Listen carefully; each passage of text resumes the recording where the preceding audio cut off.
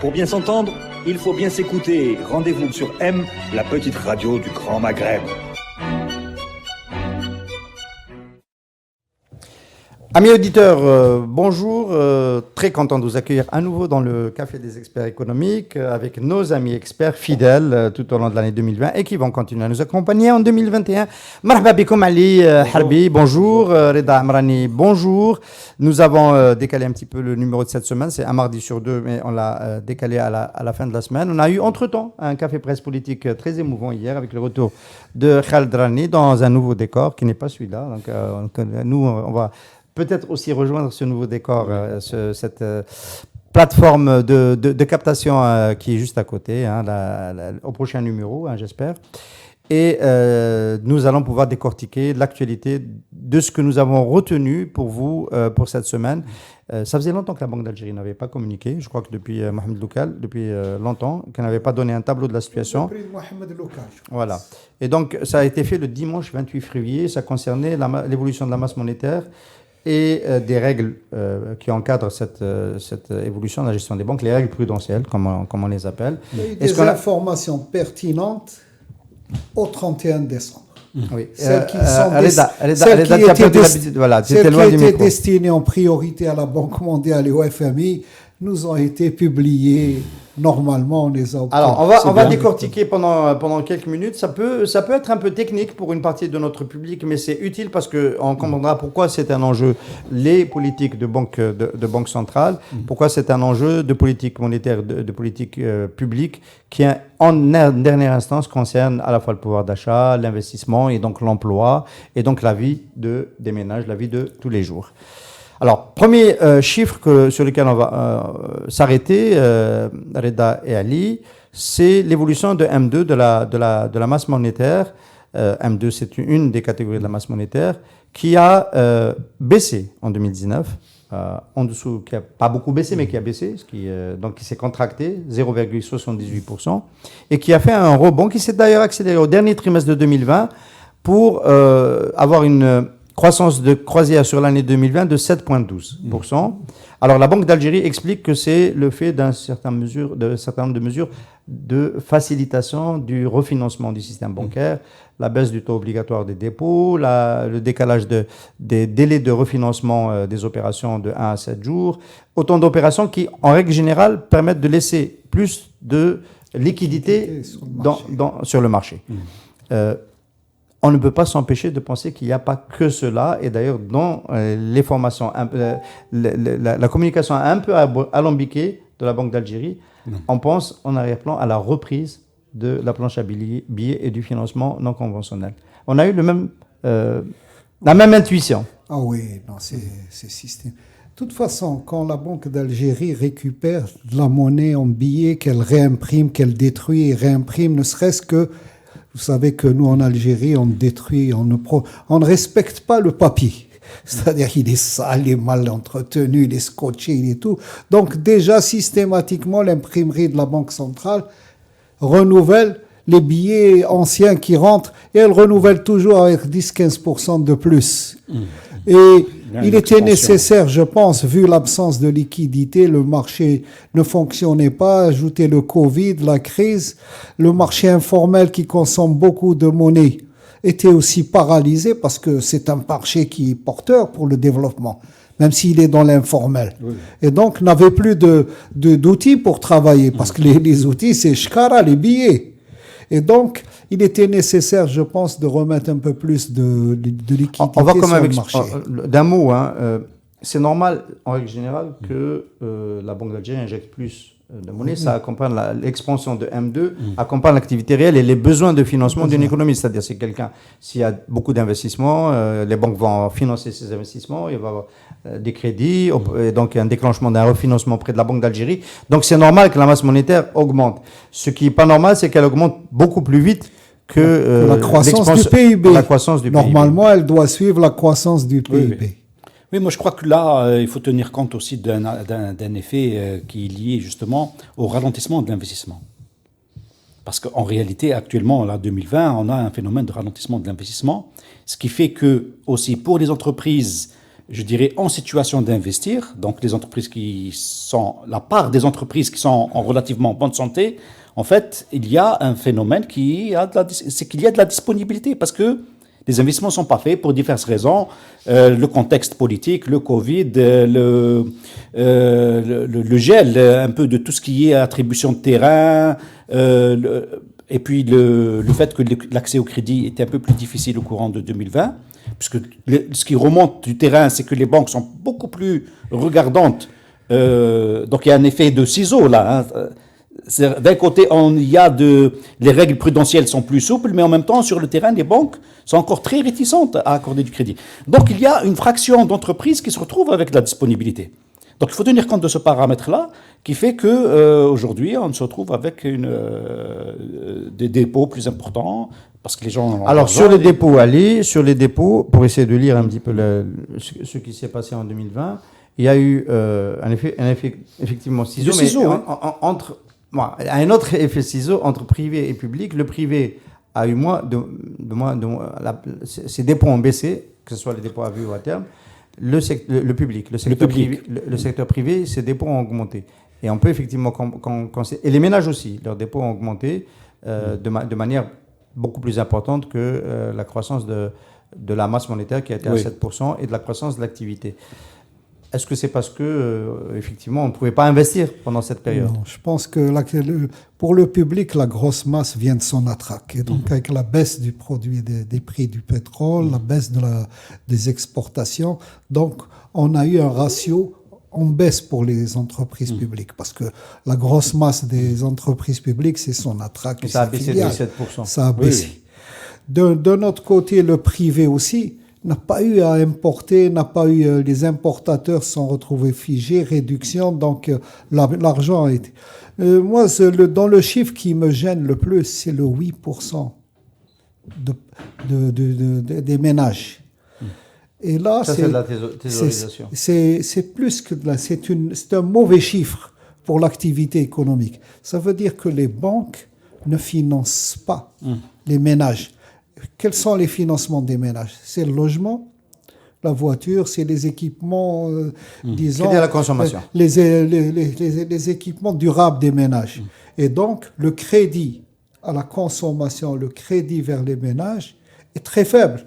Dans les pays qui sont normalisés, c'est du 30 à 35% de la masse monétaire des banques vers les ménages. Et nous, on est à 8%. Ça veut dire qu'il y a un effort à faire en termes de développement du crédit, en termes de bancarisation, parce que les gens n'ont pas de compte bancaire. Parce que dès que vous passez à des crédits immobiliers et tout, vous êtes obligé d'avoir un compte épargne, un compte bancaire pour pouvoir accéder au crédit et rembourser. Donc, avec l'informatisation, le développement de l'économie numérique, je pense que sur le plan des banques, de la gestion des banques, là, avec Banque Centrale Banque, il faut développer, il y a un secteur énormément porteur à développer, c'est le crédit aux ménages. Moi, je vois ça... Vous avez tous entendu Abdelmajid Tebboune nous annoncer une contre-révolution, enfin le terme était même suggéré par un journaliste sur le plateau, et les acteurs de cette contre-révolution, ce seraient les banquiers publics, forcément, et les hauts administrateurs, les responsables, j'imagine, des offices, etc., qui empêchent l'investissement, en ne signant pas, en ne prenant pas les engagements qui permettent d'accompagner l'investissement. Et la Banque d'Algérie, à la limite, elle le corrobore. Enfin, d'une certaine façon, quand on voit une hausse de 30%, en fait, on a parlé des dépôts des entreprises privées, c'est 30%. C'est énorme en 2020. Il y a 30% de dépôts, d'augmentation. Ça veut dire qu'il y a beaucoup d'argent qui aurait dû aller vers l'investissement, qui est allé dormir. Qui est thésaurisé dans les banques. C'est une forme de thésaurisation. Mais moi, je suis assez d'accord. De toute façon, on l'avait déjà dit dans cette émission. Moi, je ne vais pas parler de contre-révolution, je n'ai pas utilisé ce terme, mais j'avais utilisé le terme de mécanisme de freinage. Voilà. Il y a un mécanisme de freinage. Ça, c'est, sur ce plan-là, je pense que le président, pas que lui d'ailleurs, la sonnette d'alarme avait été tirée par le médiateur de la République 1 ou 2 semaines avant, M. Karim Younes, donc, qui avait dit, attention, les gens sont vraiment en train de mettre le frein à main, quoi. Donc, et c'est pas que pour l'investissement, c'est tout le fonctionnement de l'administration on est resté dans l'administration de Bouteflika, en réalité, pour dire les choses crûment. Oui. Et les gens attendent que la tempête passe, que le Hirak s'arrête pour revenir aux pratiques classiques et anciennes, avec reconstitution d'associations de malfaiteurs. C'est exactement ça. Et je crois que le président Tebboune a mis le doigt sur quelque chose. Bon, mais ça a une explication partielle. Parce que d'un autre côté aussi, à la décharge des gens, il faut le dire, à la décharge des gens, on est encore dans l'ancien cadre de procédure et de gouvernance. Donc un patron de banque publique, j'ai pas envie d'aller en prison. Je bouge pas. Donc ça s'explique aussi à l'opposé. Donc il y a deux composantes, si tu veux. Il y a une composante où oui, effectivement, il y a un mécanisme de freinage. Les gens ne veulent pas basculer dans un nouveau système. Et le Premier ministre a tort de dire qu'on est déjà dans le nouveau système. C'est totalement faux. Et d'un autre côté, il faut comprendre aussi que ça peut s'expliquer par la peur, tout simplement, quand tous les gestionnaires... Ça a été cité. Oui, Il a dit ceux qui ont peur de bouger. Ceux qui ont peur, c'est pas un argument recevable. C'est recevable. Il a dit on n'a jamais mis en prison quelqu'un qui... Oui, non, mais je suis totalement d'accord avec Ali. Hein. Il y a un freinage qui est là, il est latent. Les comités de crédit dans les banques ne se réunissent presque plus.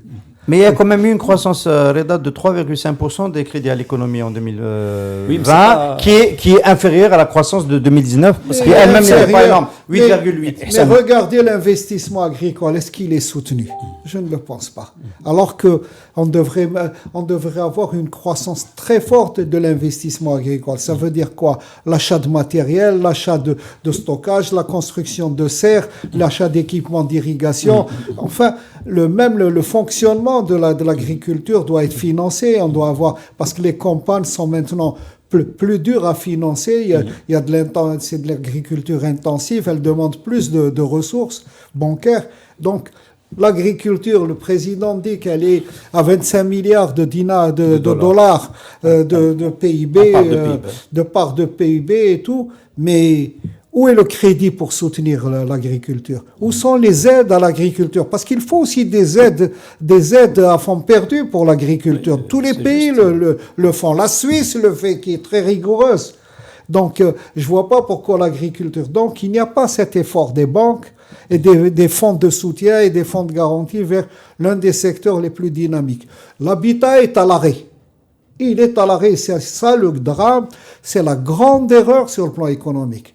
L'habitat algérien, ce sont des entreprises algériennes, petites, moyennes, familiales. C'est des équipements que l'on fabrique en Algérie, le matériel de travaux publics, les bétonnières, les camions, les centrales, on les fabrique en Algérie. Les matériaux de construction sont en Algérie. Donc, que ce soit le ciment, que ce soit la brique, que ce soit le fer, que ce soit... Demande finale, solvable, peut-être. Il y a une demande réelle, il y a une demande réelle, parce qu'aujourd'hui, on a 1 million de gosses qui arrivent tous les ans à l'école et on a un outil d'école qui est capable de recevoir 700 à 750 000 gosses.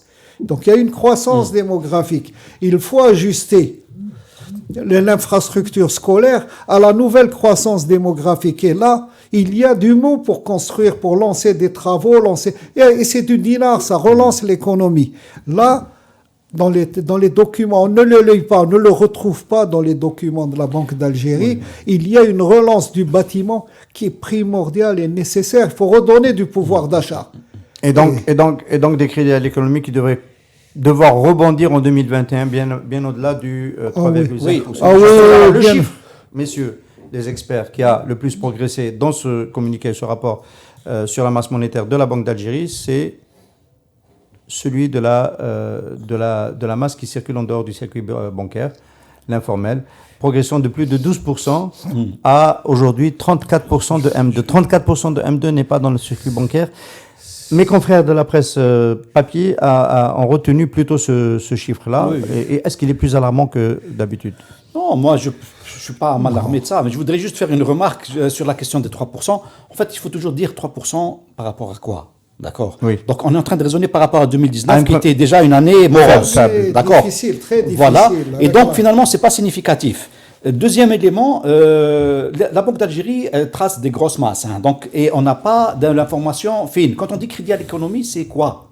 Et là, peut-être que ça... 51 secteur public, 48 secteurs... Et dedans, il y a de l'investissement, il y a du fonctionnement, il y a de... C'est ventilé, 51-48. Voilà. 52-48, c'est pas encore assez fin. C'est qu'est-ce qu'il y a dedans? Et là, peut-être que ce n'est pas du ressort de la Banque d'Algérie, c'est du ressort d'autres organismes comme le CNES ou comme l'Observatoire, l'Office national par exemple, des statistiques ou d'autres observatoires à créer. C'est un point sur lequel on revient tout le temps, CARE, même auparavant d'autres organisations. Il faut qu'il y ait des institutions d'analyse de l'information pour décortiquer l'information. Donc quand on dit 52-48 ou 50, voilà, c'est pas significatif.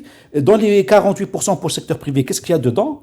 Et enfin 3% par rapport à quoi? Et c'est pour ça que là, c'est des chiffres qui sont proportionnels à une évolution year on year, comme on dit, année sur année. Et quand on a une année morose, eh ben, c'est pas beaucoup. Je voudrais maintenant, par rapport à la question de... Au total, c'est 14 milliards de dinars. Hein. Oui. Le volant du crédit à l'économie. Le volant. Voilà. Par rapport aux besoins, et on revient encore une fois à ce qu'on disait auparavant sur la nécessité de plans de relance sérieux, c'est-à-dire chiffrés. Et si on voit le besoin en investissement, là, c'est vraiment très peu. On est très loin du compte. Je reviens à ma question sur la part de... Non, je vais arriver justement. La part de l'informel, c'est un phénomène... D'abord, il faut comprendre une chose, c'est un phénomène structurel qui n'est pas spécifique que à l'Algérie, d'accord? On n'est pas les seuls à avoir une économie largement informelle. 34%. Voilà, même 34%. C'est rien. On va en Égypte, tu vas voir. L'Égypte, ça dépasse les 40. L'Afrique noire. On est à 50%. Voilà. Donc 60% d'informels du Nigeria jusqu'au Dahomey, jusqu'au Sénégal, ou Côte d'Ivoire. Moi, je pense que de ce point de vue... On peut actualiser pour le Dahomey. L'ancien Dahomey. L'ancien Dahomey, voilà. Et on peut se mettre à jour. Non, mais pour dire une chose, c'est-à-dire qu'il faut qu'on ait un peu de recul et de sang-froid sur la question de l'informel. D'accord? D'abord, c'est une donnée structurelle. Ça ne va pas partir en un clic de doigt. Et il ne s'agit pas, encore une fois, d'être dans une logique de conflit ou de combat de l'informel. Oui. Nous sommes dans un processus de transformation inclusive de l'informel et il faudrait que les gens soient d'un côté incités, c'est-à-dire un mécanisme réellement incitatif à se formaliser, et le cœur de l'incitation, c'est le crédit et la propriété. Si les gens n'accèdent pas au crédit, ils n'accèdent pas à la propriété, c'est-à-dire qu'ils sont détournés du droit de propriété par différents mécanismes, les régularisations, la paperasse, la bureaucratie et tout ça. Quand les gens n'accèdent ni au crédit ni au droit de propriété, pourquoi voulez-vous qu'ils payent leurs impôts? Il y a le deal fondateur d'une économie moderne. Moi, je paye mes impôts, je suis une entreprise citoyenne, en raisonnant à l'échelle d'entreprise. En contrepartie, l'État, qu'est-ce qu'il me donne? Et là, on n'a pas le deal de la modernité, on l'a pas. C'est pas que nous en Algérie. À partir du moment où on n'a pas ce pacte de modernité, c'est normal que les gens aillent dans l'informel. Donc je crois qu'il faut vivre les choses dans un processus. Et puis le deuxième partie, donc processus incitatif, la deuxième partie, il faut un minimum de coercition. Pour le moment, l'État ne se dote pas des instruments de coercition, dont le premier, c'est la taxation du cash. Nous sommes peut-être le dernier pays au monde qui ne taxe pas le cash. On peut faire n'importe quel mouvement en cash, parce que ce n'est pas les 2% de droit de timbre. Voilà. Donc, il n'y a rien sur le cash. L'État lui-même traîne la patte. Comment on peut taxer le cash? Pardon? Comment on peut le taxer? Eh bien, il faut faire une taxe à transaction. Je retire de l'argent de la banque, je paye une taxe. Je remets l'argent dans la banque, je paye une taxe à la source. Et c'est terminé. Et tout le monde comprendra qu'il vaut mieux faire des mouvements, par papier que de faire des mouvements en cash. On ne taxe pas, on ne numérise pas. On est à la traîne sur la numérisation, on est à la traîne sur les instruments modernes. C'est-à-dire que c'est l'État lui-même qui reporte d'année en année le paiement par chèque, le paiement par carte, le crédit, le droit au découvert. Vous vous rendez compte que 80% des entreprises en Algérie, si ce n'est 90%, n'ont pas droit au découvert bancaire. Oui. N'ont pas droit. Comment voulez-vous faire tourner une économie sans droit au découvert bancaire? Et c'est normal que les gens vont dans l'informel. Donc, c'est pour... parce que dans l'informel, on a un droit au découvert. C'est le souk belkelma. Oui. C'est un droit au découvert. Complètement. Donc on n'est pas prêt, l'État n'est pas prêt, et l'État ne se donne pas les moyens. Alors une question quand même sur ce volant de 34% de la masse monétaire qui serait dans l'informel et pas dans le circuit bancaire. Est-ce que je me trompe? Est-ce qu'Abdelrahman Ben Khelfa n'est pas le dernier ministre à avoir voulu s'attaquer à cette masse monétaire pour essayer de la réduire avec cette formule de la mise en conformité de ceux qui avaient des avoirs, régularisation, etc., qui a été un succès mitigé, qui n'a pas été atteint. Aujourd'hui, on n'a pas le sentiment que le gouvernement, ça c'est le rapport de la Banque d'Algérie, mais du côté du gouvernement, est-ce qu'on peut s'attendre à ce que, pour les 3 mois qui restent, ou 4 mois, ou je ne sais pas, qu'il se passe quelque chose, qu'on se remette à vouloir mobiliser et à quel prix ce volant de l'argent dans l'informel? Ah, je pense que le gouvernement a pris une bonne décision par rapport au Covid, déjà de réouvrir le transport interwilaya, les restaurants, les services, toute cette masse d'emplois. On va attendre un petit peu pour tirer cette justement, conclusion. attention, toute cette masse d'emplois qui est obligée de vivre dans l'informel pour pouvoir, si vous voulez, faire de la valeur ajoutée, rémunérer correctement. Parce que poser la question à n'importe quel travailleur dans un restaurant ou dans un café ou quoi, entre toucher 30 000 ou 35 000 dinars par mois et payer ses impôts et toucher 40 000 ou 45 000, sans payer, il préférera 40 000. Donc, le choix est vite fait. Donc, l'informel, il est là, il faut vivre avec, et c'est un élément aussi porteur du développement économique. Il ne faut pas insulter l'informel pour l'informel, non. L'Espagne, l'Italie, la Grèce, les pays du sud de la Méditerranée, du sud de l'Europe, continue à se développer. L'Amérique latine continue à se développer avec l'informel. Donc, ils ont un volant de 25 à 35% d'informel. Ils n'en font pas. Toutes ces entreprises familiales qui créent de la richesse en Italie, en Espagne, 95% de la PIB espagnole est faite par les entreprises familiales. Dans l'entreprise familiale, il y a énormément d'informels en termes de salaire, en termes de paiement d'impôts et en termes... Donc, c'est un élément constituant et porteur, si vous voulez, du développement économique. Nous, on a des excès. Mais le problème, comme il a dit Ali, c'est qu'on ne fait rien pour rentrer les citoyens vers la bancarisation. Nous sommes, je crois, l'un des pays qui est les plus attardés en termes de comptes bancaires par famille ou par habitant.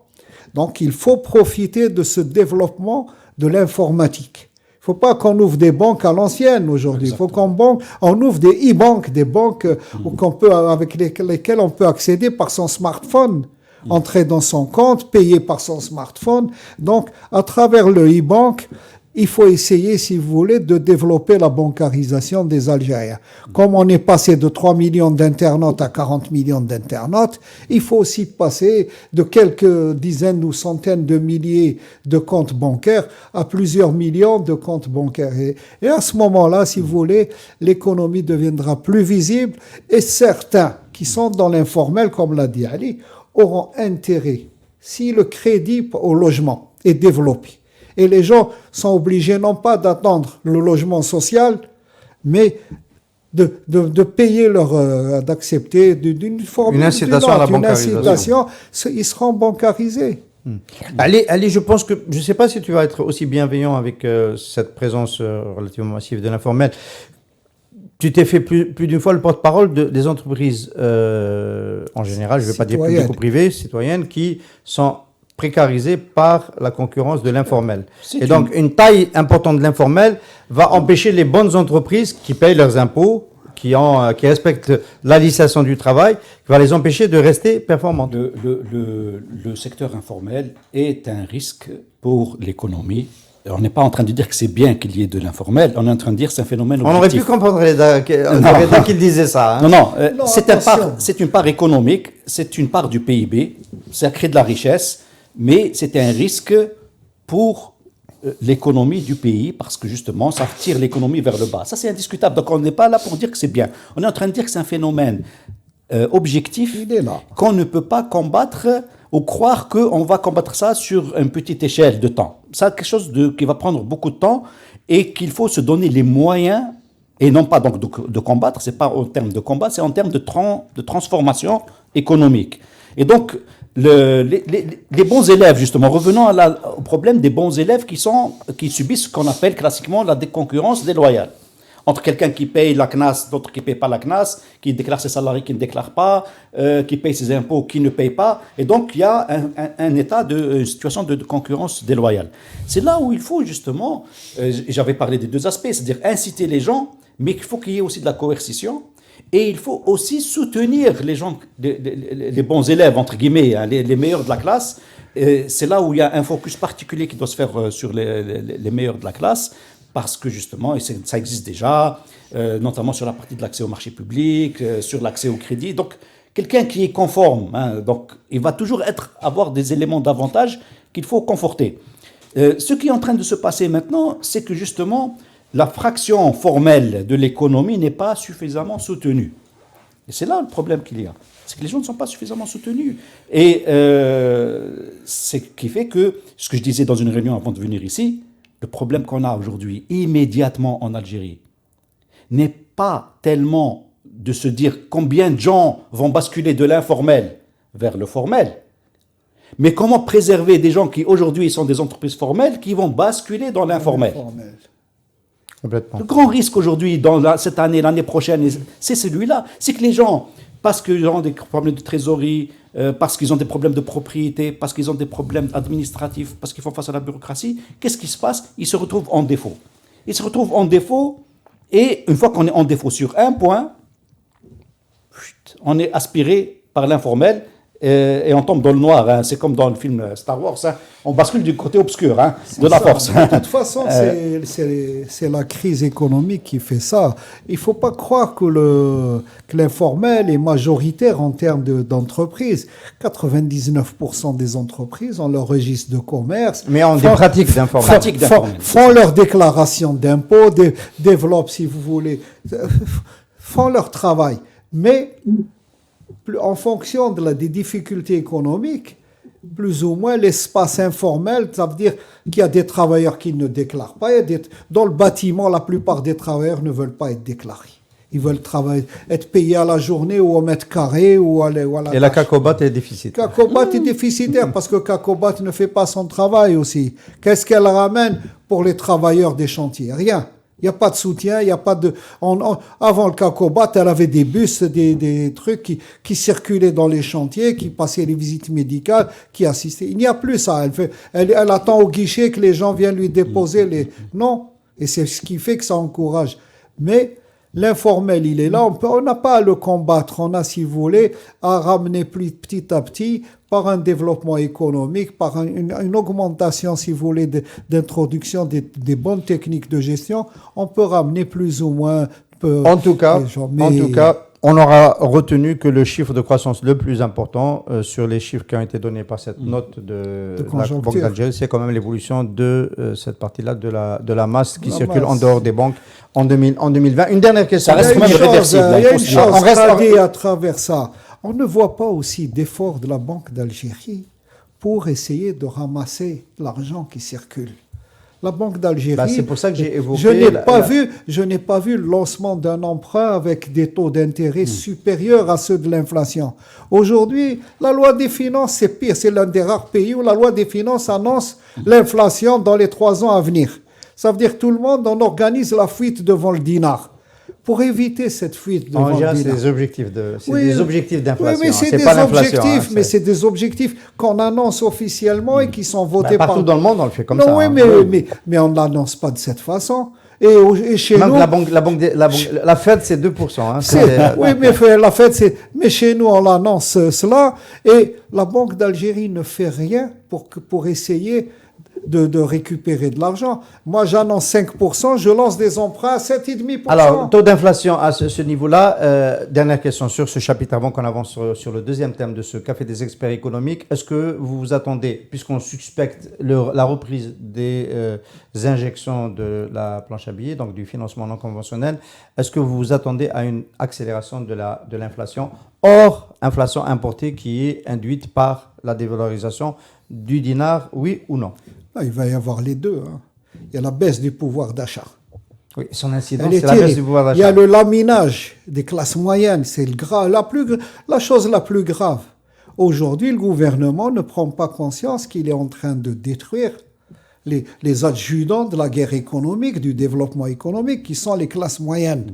Donc, ils laminent ils n'ajustent pas leur pouvoir d'achat par rapport à cette inflation qui est là. Elle est latente. En plus de l'inflation importée, moi je pense que nous allons avoir, si vous voulez... Parce que jusqu'à maintenant, c'était maîtrisé. Non, ce n'est pas maîtrisé. Relativement. Parce que, attention, 7 000 milliards de dinars injectés dans l'économie, on avait peur que l'inflation dérape. Mais elle va déraper parce que non seulement les salaires ne prennent même pas l'escalier, alors que l'inflation prend l'ascenseur. Mais en plus, Non, si les mais en salaires plus le n'avancent système pas- économique, du fait de la dévaluation de ces inputs importés, il va falloir, et de la faiblesse, de la perte, de la faiblesse du marché. Le marché faiblit, le pouvoir d'achat faiblit. Comment ils vont compenser? Ils vont compenser par une augmentation de leur marge. Pour la même quantité, il n'y a pas d'augmentation de leur chiffre d'affaires, il n'y a pas d'augmentation, et il n'y a pas d'achat. Le marché est faible. Il faut y augmenter aussi. Il y a l'inflation par l'augmentation de la marge. Elle est là, elle est symptomatique et personne ne peut l'empêcher. Et elle est aussi la conséquence de l'augmentation du prix des inputs importés. Donc, vous avez la conjonction baisse du pouvoir d'achat, laminage des classes moyennes qui sont, elles, à la tête de la consommation, à l'avant-garde de la bonne consommation. Et donc, l'économie va dériver vers une certaine inflation. Et le plan de relance, qu'on le veuille ou non, il va y avoir la planche à billets, c'est nécessaire.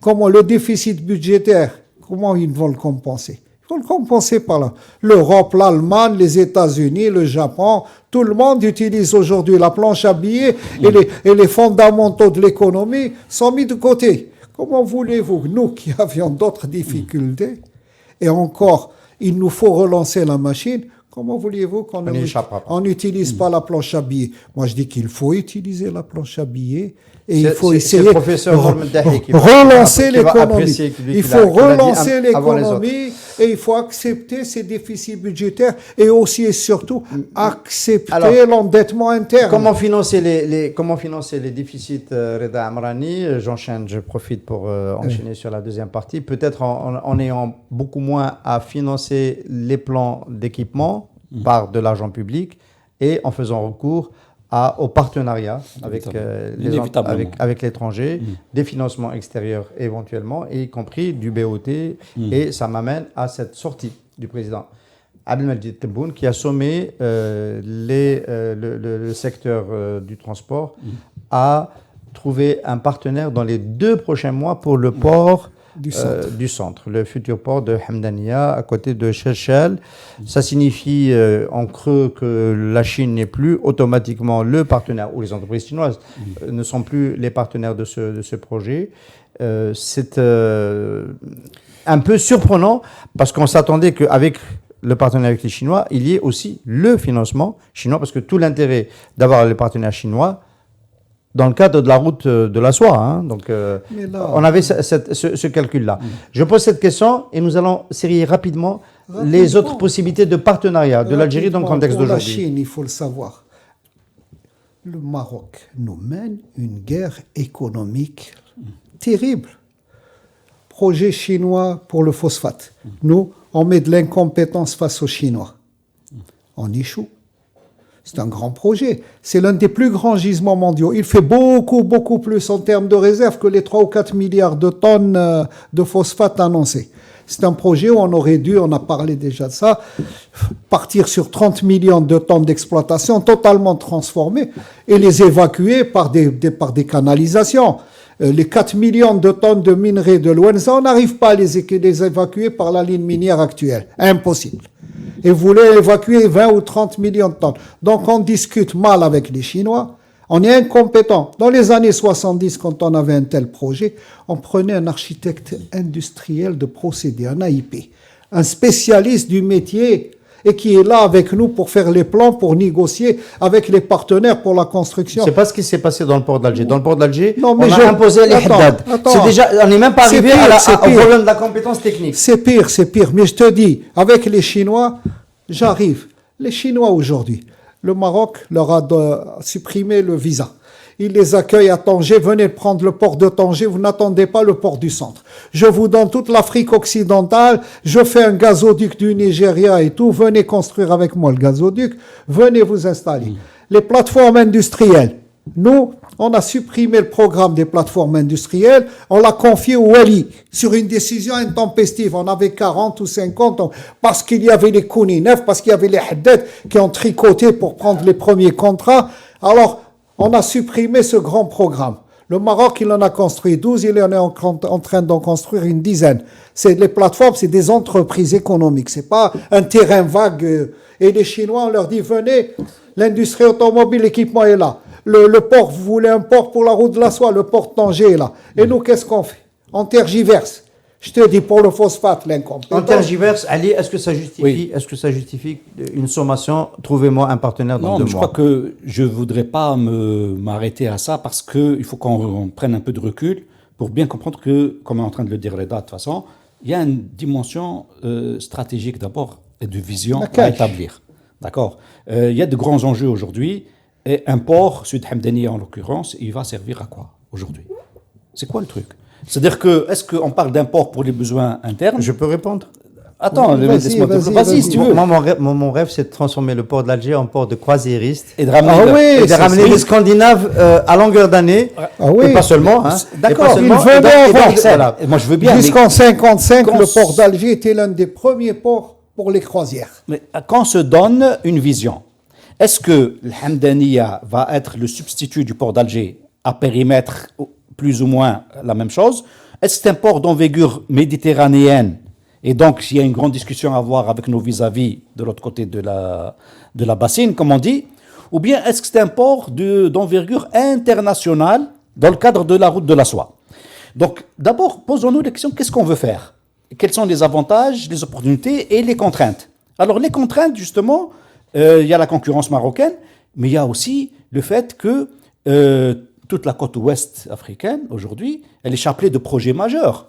Il y a l'agrandissement du port de Dakar, il y a l'agrandissement du port en Côte d'Ivoire d'Abidjan, enfin près d'Abidjan, et il y a l'élargissement du port de Lagos pour en faire des ports d'envergure internationale. Alors, les flux d'investissement, y compris chinois, pour le moment, c'est les Français qui ont caporalisé tout ça, à part les Nigérians, mais sur le Sénégal, Côte d'Ivoire, c'est la France. Et il y a des enjeux, c'est-à-dire que finalement, les grands flux d'investissement vont venir en fonction de la capacité à répondre à des enjeux. Et regardez les Chinois, comment ils sont en train de faire. Ils sont en train d'aider les Kenyans sur un port en eau profonde, et ils sont en train d'aider l'Éthiopie à avoir une sortie sur la mer, à travers Djibouti et l'Érythrée. On fait la voie ferrée. Voilà. Et donc, voilà les grands enjeux. Est-ce qu'on s'inscrit dans une trame globale? C'est en fonction de l'inscription dans une trame globale qu'on va déterminer les points d'accord et d'alliance potentielle. Il est simpliste, je vais juste finir ma phrase. A priori, je dis toujours, il est toujours simpliste de se dire, oui, les Chinois, ils ont plusieurs milliards de dollars disponibles, milliers de milliards. Ils ont une vision stratégique, les Chinois. Mais il faut qu'on converge avec leur vision. Il faut qu'on se mette d'accord. Ensuite, il ne faut pas perdre de vue les autres partenaires potentiels. Donc la Russie, mais aussi l'Europe. Donc qui dit l'Europe dit la France, parce que l'Allemagne, c'est la force. C'est l'Allemagne. Mais attention, les Allemands ont leur propre stratégie aussi. Enfin... Donc pour le moment, juste je finis cette phrase. Pour le moment, nous n'avons pas un centre d'élaboration stratégique qui puisse traiter ces questions-là. Et donc, ça veut dire que... et je reviens à la phrase du président. Donc, ce n'est pas la question de « trouvez-moi quelqu'un ». Il faut qu'on réfléchisse d'abord. Il faut qu'on se dise qu'est-ce qu'on veut faire et comment ce qu'on veut faire, nous, pourrait être convergé avec ce que veulent faire les autres. Alors, je pose la question. On n'a pas trouvé de trame. Vous n'avez pas détecté une trame globale dans le discours de bon, je pense que c'est la moindre des choses qu'on puisse dire. Non, ce que je veux dire... Mais parce que là, on fait une connexion avec cela, forcément. Forcément. Enfin, c'est le premier responsable de l'État. On a besoin de sentir un peu de la hauteur de vue et de la vue stratégique. Mais toute blague à part, sur ce thème des équipements, du transport maritime et de l'infrastructure, de la logistique maritime, qui est liée à notre position, nos échanges avec le reste du monde. J'espère de plus en plus d'exportations pour ne pas parler que des importations. Jusqu'à maintenant, notre grand partenaire était Emirati. Or, il se trouve, c'est une question que je suis en train de vous préparer, mes amis, il se trouve que c'est en train de se gâter avec les Émiratis. Les Émiratis gèrent le port terminal à conteneurs du port d'Alger A5050, DP World, Dubai Port World, et sont supposés A5050 aussi gérer le port de Djenjen, qui était jusqu'à maintenant le grand port en eau profonde pour l'Algérie. Oui. Bien. Il y a Emar qui a attaqué l'État algérien pour le contentieux de Dunia Park, qui n'a pas été développé. Bon, on ne va pas rentrer dans le détail du dossier. Il y a des tensions diplomatiques. Les Émiratis sont venus à Dakhla créer un consulat comme si c'était un enjeu essentiel. Donc ils se sont quand même pas mal brouillés avec Alger, même si là aussi, Tebboune a été plutôt bienveillant dans ses propos. قال خوتنا تاع الخليج الإخوان تاع الخليج عندنا علاقات طيبة مع الإخوان تاع الخليج. Bon, ça n'engage que lui. Mais on sent que avec les Chinois, c'est flou avec cette histoire. Mais avec les Émiratis, ça ne va pas être tellement mieux. Et donc, quel type de partenariat pour rester pour le moment dans le domaine du transport maritime et de la logistique? Dans le transport, on n'a pas de vision stratégique. Regarde le port. On a déjà un grand port en eau profonde et qui est capable aussi et qu'on devait développer aussi, parce que dans le projet, il y a aussi un chantier de réparation navale. Juste à côté, sur la partie est de ce port. On ne l'a pas développé. On a le port de Djenjan. Il est raccordé à la voie ferrée. Nous, aujourd'hui, on essaie de développer Garaji Bilet. Or, Garaji Bilet va tout juste suffire à la sidérurgie algérienne qui produit déjà 9 millions de tonnes d'acier. Donc, elle a besoin de presque 20 millions de tonnes de minerais. Vous voyez? Donc, si on développe la voie ferrée, Béchar, Tindouf, cette voie ferrée ne sera jamais amortie par le transport du minerai qui vaut 80 à 90 dollars la tonne.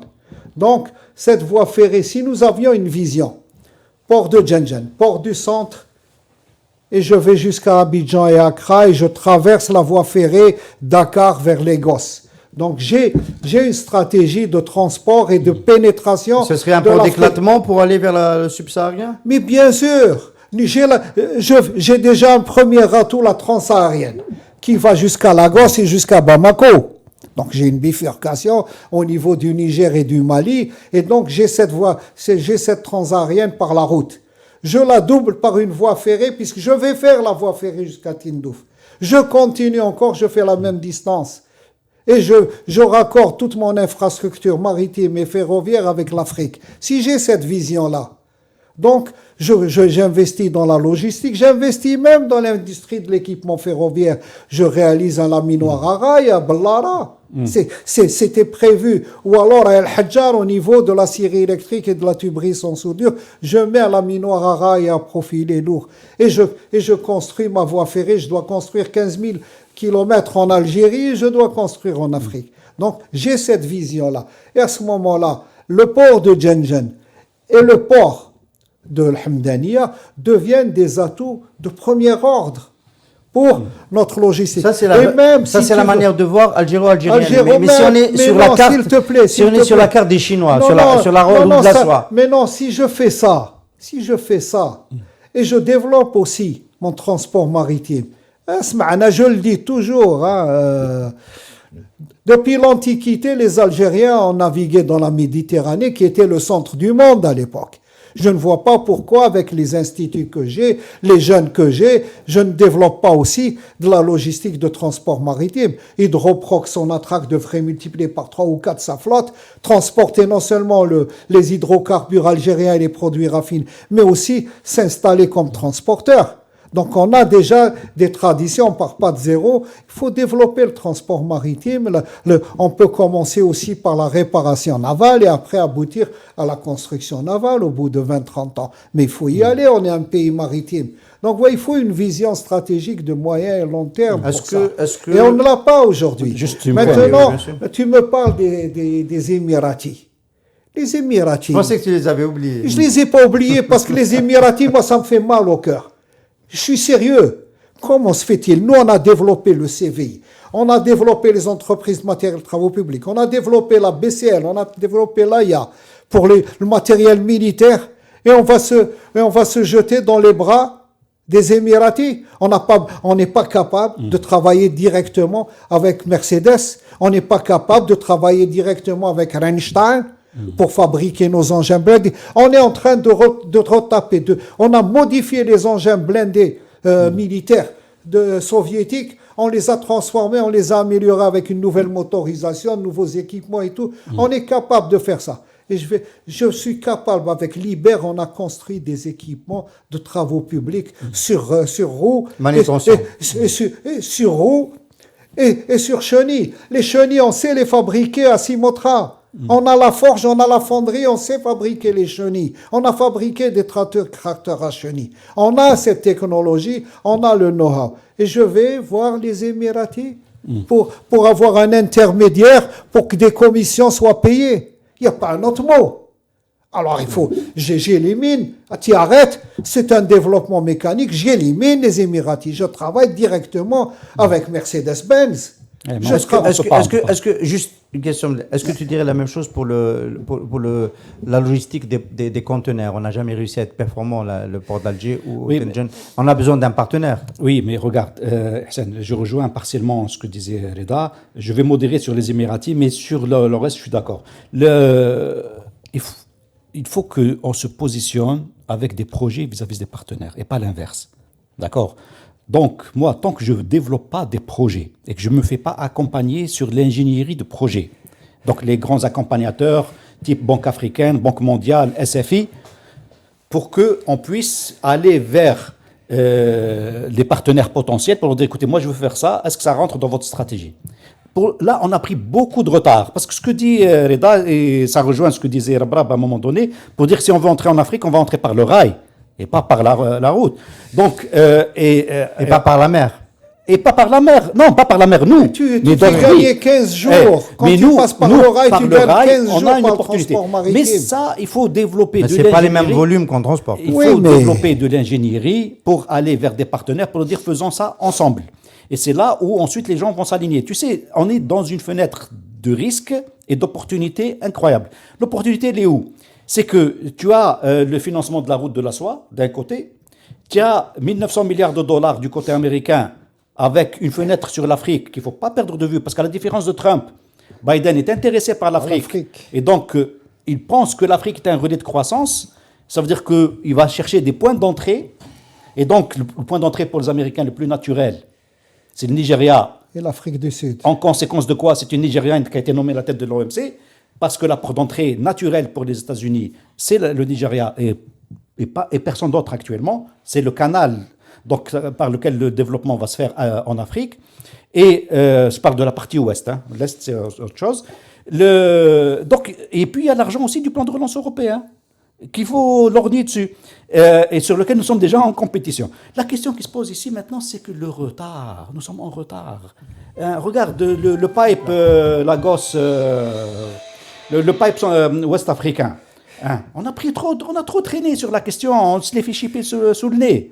Donc, c'est une image des retards qu'on prend sur le développement d'approches stratégiques. Maintenant, une petite modération quand même sur la question des Émiratis.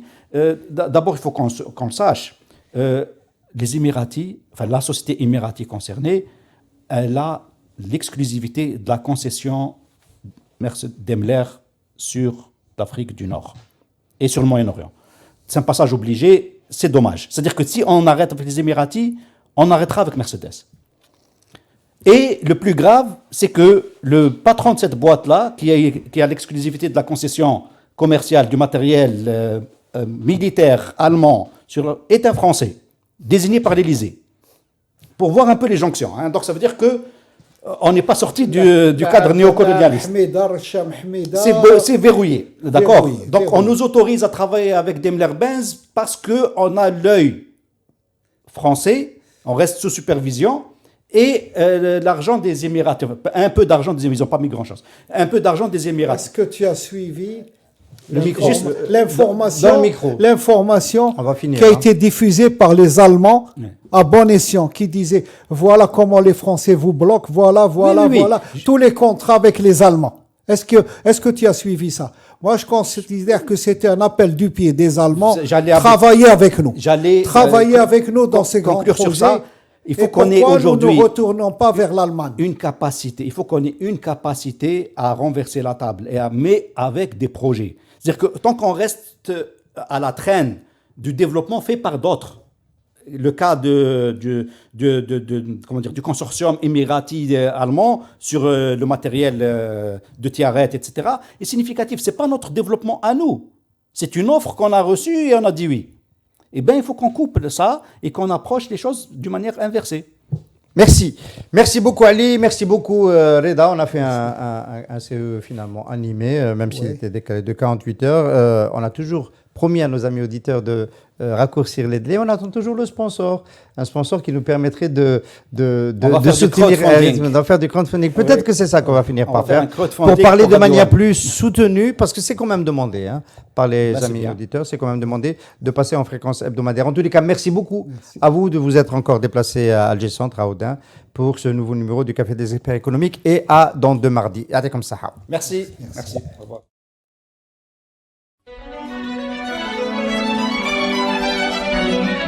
Pour bien s'entendre, il faut bien s'écouter. Rendez-vous sur M, la petite radio du Grand Maghreb.